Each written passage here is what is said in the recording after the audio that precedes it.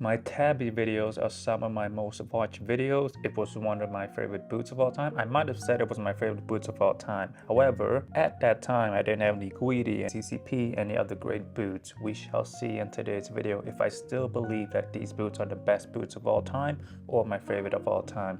We're gonna look at how the boots have held up, talk about my wearing experience, what I've learned, do I still recommend you to buy these, everything in between those topics. I should state that I've become a lot more knowledgeable when it comes to boots. I've been able to experience with handmade boots, more mass-produced boots, more commercial boots. So this video will be a lot more informative than the last Tabi videos.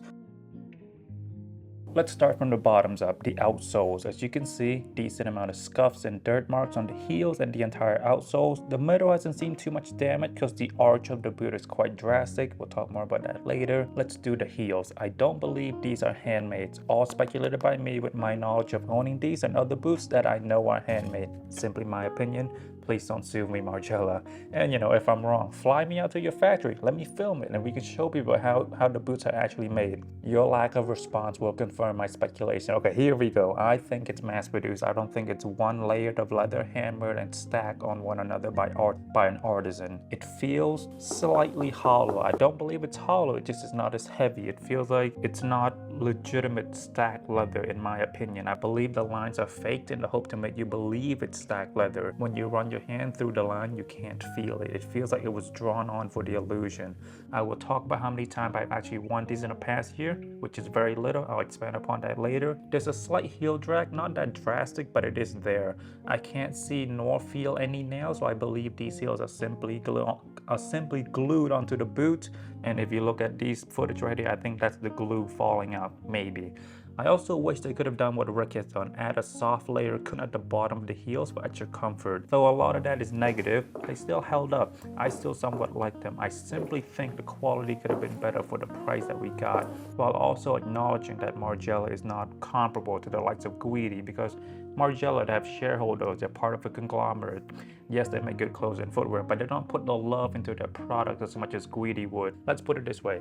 Think a burger from McDonald's versus a burger from your local family-owned business. If you leave a bad review at McDonald's, the employees don't care. They get their terrible pay and move on. But for the family-owned business, they will be more invested in that negative reviews and they will try to make it better or, you know, correct their ways. The front of the soles is damaged, but not that crazy. All boots get like this when you wear them. Some people, or most people, have added a Vibram outsole. I haven't. The quality of the outsole is not that great. It's quite thin. I would have loved for a thicker outsole / midsole, even if it makes the boots heavier. However, I think the management at Margiela wanted these as light as possible. You know, lots of benefit to that. Cheaper to ship these out. Could be a few cents, but a few cents add up when you sell thousands of Tabis every year.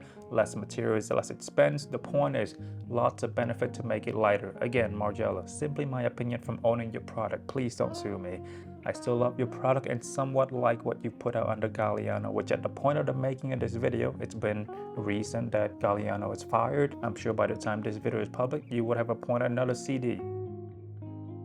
Let's talk midsole. It's quite thin. You only get 2 stacked layers of leather. On my CCP, you get 3 to 7, depending on how you want to count the midsole. Again, I can't feel the line between the layer of leather, so I don't think it's stacked leather. I think it's the Temu or Shein version of stacked leather. I wish we would have gotten 3 or 4 for comfort and durability. It also feels too polished. I understand that Margiela can't be expected to educate the consumer that leather and boots overall are not meant to be perfect, but they are somewhat a common or popular brand, so they have to make it look as clean as possible. Otherwise, some rich white woman on Beverly Hills would think, oh, the cuts, the imperfection of leather, it's a form of defect. I also understand that this makes me sound like a bit of a douche and I'm playing to the avant-garde dude. Ooh, oh, artisanal brand are so much better than the LV, Margiela, YSL brands.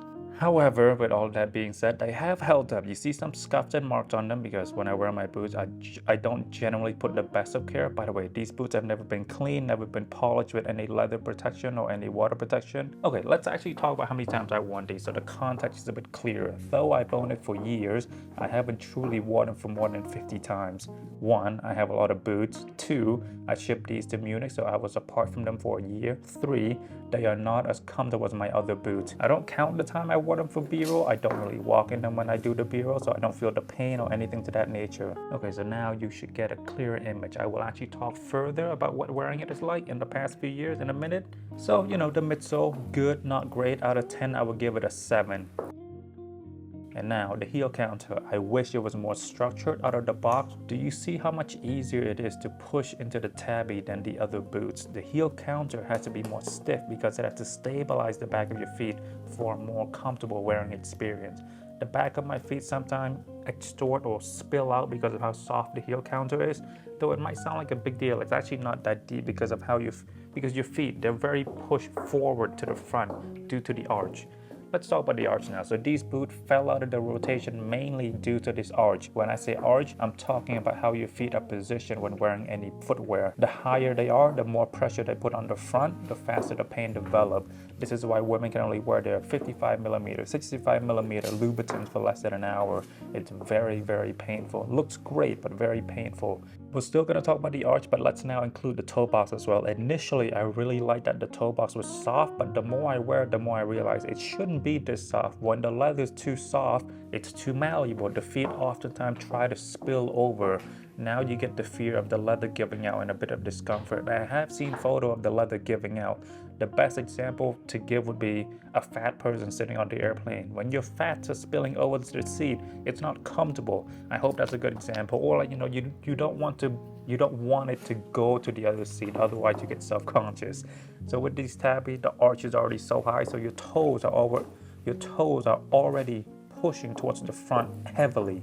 The toes are just trying to escape the boots, which isn't the most comfortable experience. And you know, you add that on with the thin leather. I had less of a problem when I had the lower heels Tabi, but those Tabi are not real Tabis. These are real Tabi with the correct length. Here's how painful the arch has been to me. I worked for a whole day. When I got off the train, I called an Uber because I genuinely couldn't take another step.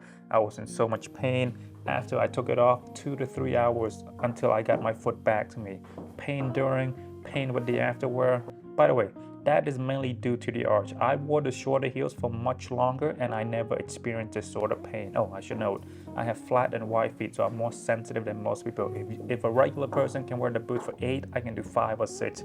Again, I don't count the shorter heels as Tabi. When I think of Tabi, I think of this height. For mainly this reason, these Tabis are not my everyday kinds of boot. These boots are more special occasions, short occasion, going to places mainly by car, walking from car to the store or restaurant. But if you tell me, hey man, let's go to downtown Munich and walk for a whole day. Nope, I will wear my Guidi, I will wear my Crocs. In my initial review, I said it's calf or bovine leather. I believe I got that information wrong. I was not that experienced back then. I've owned more leather goods since. I think my version is the lamb leather. It's very supple, very light, and extremely flexible. Calf is a bit more rigid, more durable, not as soft, quite heavier. I am 95% sure it's lamb leather. On the current iteration of the Tabi, Margiela is currently using camel leather. I have never owned camel. I'm a bit intrigued by that.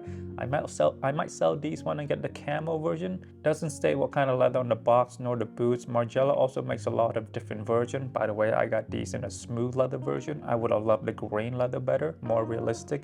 Smooth leather, they had to apply more chemical during the dyeing process, a bit more cleanup process to make it look smoother. We already lost so much tensile strength during the splitting process. I would imagine the extra chemical and extra buffing remove a lot more of the tensile strength. My boots would definitely fall apart before the grain version. That's on me. I bought it without thinking. I got it off Essen for $50, so there wasn't a lot of thinking. I didn't know how long the glitch would last. Anyway, the leather, super thin. Not my favorite from a durability aspect, but I am a fan of it practically. No breaking in phase, that's always good. These Tabis were not object dye like the Guidi or CCP, so you don't get the softer leather straight out of the box. If these were to be thick leather, it would have taken a lot of time to break them in.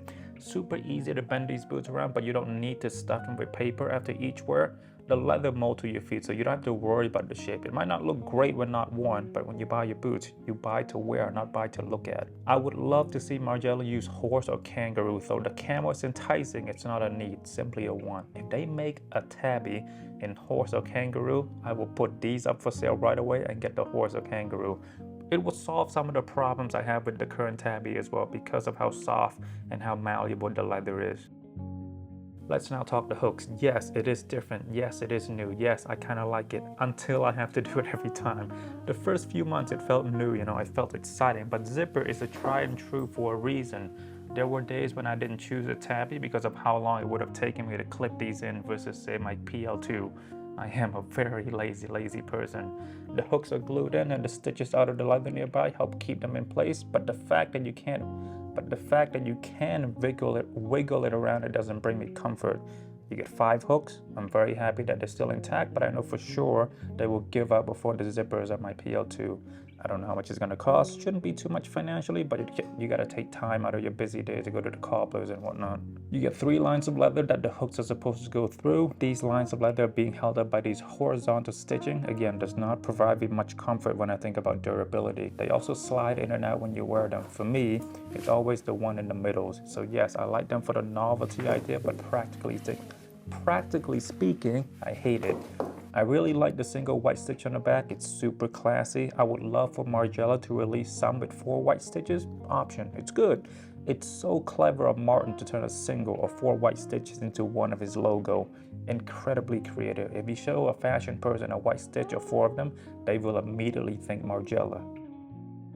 I actually really like the opening. It's not tight, it's not loose, just perfect. This is partly due to the soft lamb leather, more malleable, good airflow, feet don't get as stinky, and since it's not too loose either, a good walking experience. Your feet doesn't constantly want to jump out. An example of these would be these furry boots from breaking my foot. My feet were always trying to slide out because of how wide the opening was. And now let's talk about the Tabi on the front. I am very happy that my Tabi is still intact. I've seen some where they fall apart and need fixing. Again, I don't wear them as often. The leather is thin, single stitch on the seams. They will fall apart when you are too rough with them or simply with enough wears. I anticipate the need to take these to the cobbler from the photos I've seen online, but that day will come and I'll think about that day when that day comes. What I've noticed with these boots, any boots really, when I climb the stair, I only put pressure on the front and kind of leave the heels in the air. It feels more natural. The heels are also part that makes the most noise. I'm very aware of my surrounding. With these, I am able to spend less time in them. So a dumb plan I have that I will probably enact soon, I will buy the shorter Tabi in white or red, and those will be my everyday Tabis. These one can be my special Tabi. I'm gonna give it money. What do you want from me? I don't have a lot of responsibilities yet. I gotta do it now before I get a mortgage and have to start doing life insurance so my kid don't starve when I die. I still enjoy how they look with my wardrobe, so they will continue to show up in the bureau. But I actually miss being able to wear a pair of Tabi for longer than 6 to 7 hours without too much pain. The more I wear the Crocs, the less I can spend time in these. Quite sad, I know. The Greedy PL2 has the amazing front zip, the CCPS, the Uso, the 788ZI has the metal heels, but I still hold that the Tabi design is still up there. I still hold it to a very high regard. Yes, I still do recommend buying these Tabi, but only as your 2nd or 3rd or 4th boot. I am quite jealous of people who can wear these Tabi all day. Oh, to be so lucky to be born with normal feet and higher pain threshold. I hope I don't pass this gene down to my kids. My flat feet. It is a pain in the ass that I have to deal with every day. Sadly, the high heels Tabi are not as comfortable, but they look so good. One of those boots where the saying of you gotta sacrifice for fashion. Anyway, I will try to wear them more often. They're very beautiful. You will see them more in B-roll. My name is Makasy. Goodbye.